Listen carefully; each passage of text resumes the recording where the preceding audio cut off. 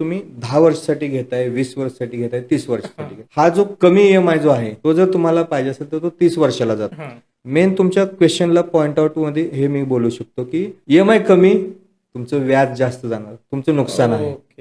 तो पहिला तुमच्या क्वेश्चनचा मेन पॉइंट तोच आहे की तुम्हाला वाटत असेल की मंथली मला ईएमआय कमी येतोय, मला 30 वर्षाचं चालतंय, पण सगळ्यात मोठं नुकसान आहे तुमचं. कारण जेवढं तुम्ही ईएमआय कमी घ्याल तेवढं तुमचं व्याज जास्त जाणार आहे, इयर वाढणार आहेत तुमचे. म्हणजे 20 वर्षाचं फेडायचं होतं तर 30 वर्षात जाणार आहे. म्हणजे ते तुमचं वयाचं सुद्धा 10 वर्ष तुम्हाला एक्स्ट्रा फेडायला लागणार आहे कमी ईएमआय घेतल्यामुळे. तो सगळ्यात मोठा तोटा आहे.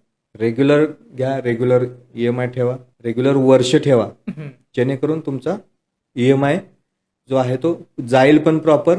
तुमच्या अदर एक्सपेन्स मधून ईएमआय ला तुम्ही पेड करा. जास्त स्ट्रेस कमी करायचं म्हणून तुमचा वर्ष वाढवू नका.